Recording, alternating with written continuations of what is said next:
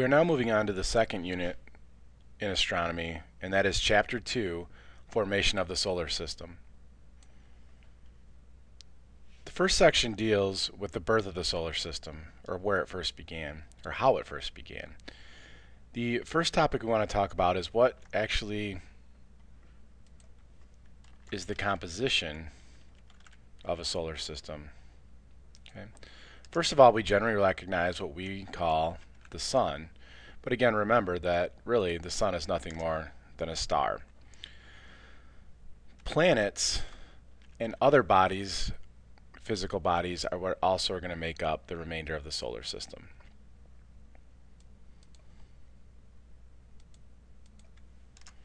So this then leads us to how do planets form in an area that we'll call planet formation. Okay. We have these fancy things, and really they're not that fancy at all, but it's a fancy name that's called a solar nebula.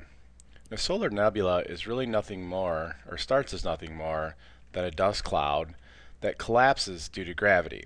So again, even though these are relatively small particles at first, when they get close enough to each other, there is a gravitational pull. Now, as these solar nebulas begin to grow, they start to flatten out a little bit. And we've talked about this before in class and how things are wanting to pull in opposite directions at times, but the fact is that due to gravity they have this pull on each other. Okay, so remember the example that I did with a couple students at the beginning of the hour where we kind of joined hands and one of us wanting to walk towards Mr. McCarley's room and the other wanting to walk towards Mrs. Smith's room, and how this difference in pull and our hands linking represented that gravitational pull, right? And it caused us to move in a circle because neither one of us, was willing to give. Okay, this causes then that rotation near the center of the nebula. Now this pulling together is going to cause at times some of these particles to collide. That then creates a little bit of a bigger object. So analogy here would be like it'd be taking like two handfuls of snow and kind of smashing them together. All right, some of the stuff is going to be lost in the collision, but in the end you're going to end up with a slightly larger particle than what you had before. After time, okay, these things form what are called planetesimals. A big old goofy word. Okay. Again, number 4 tells us, right, that the larger the planetesimals collect more particles due to, again, gravity.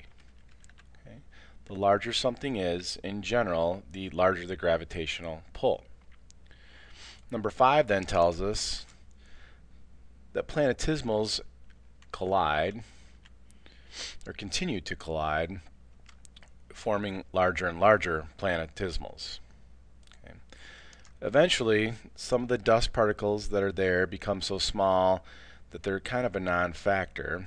Okay, so the remaining dust and gases are removed, and what we now call planets are left behind.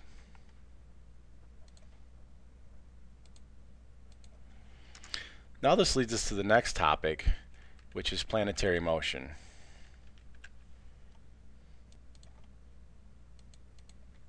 And this leads us to two terms that you've no doubt heard before, and that is the Earth's rotation and revolution. So we want to discuss the difference. First of all, the rotation is the Earth spinning on its own axis. Again, as we've talked before in class, this is what's going to give us day and night. At a certain point during the day, you're facing away from the sun, which would be night.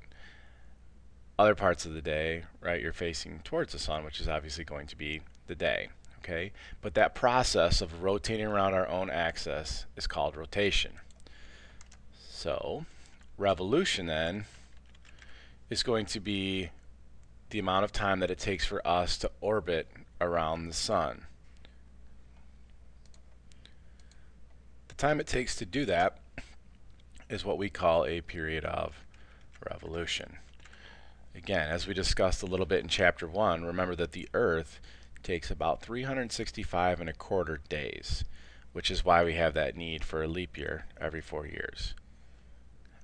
Again, that time, right, is also called a year, right? The time that it takes for us to make one complete revolution around the sun is what we call a year. Okay, planets then are going to revolve in a counterclockwise revolution, but each rotates at a different speed. Okay, so while we're all traveling in a similar path, again, we're not necessarily moving at the exact same speed.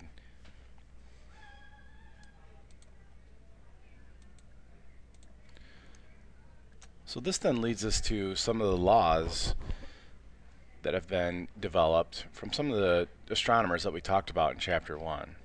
Okay? Remember back to Kepler. He was the one that really kind of explained these orbits and how they're an ellipse and things like that. So his first law then simply states that planets orbit in an elliptical pattern. Okay? His second law then states that the planets move faster when they're closer to the sun. So again, because it's an ellipse, there are going to be points when it's actually closer to the sun than maybe other parts throughout the year. Okay? The third law then is, by knowing this information, that the planet's distance from the sun can be calculated from the period of revolution. All right? Which leads us then to our man Newton. Again, remember that Newton has the universal laws of gravitation. Okay. That force then, which we call gravity, decreases in objects, or as objects move apart. So again, things that are further apart are going to have less gravitational pull towards each other than if they were closer together. Okay. Their velocity, though, keeps them from crashing or flying away. So the example that we could use here is, think about a ball on a string. If I maintain a certain velocity, that ball is going to travel in that path forever and ever. But if I shorten the string, okay, or meaning that I'm increasing the gravitational pull from me, right, that's because the string is shorter, is going to cause the ball to travel faster. If I let out more string, or therefore decrease my gravitational pull, it's going to cause it to move slower because it's got a larger distance to travel. So again, this is the first section of chapter 2 and gives us a little glimpse into how the formation of the solar system occurred.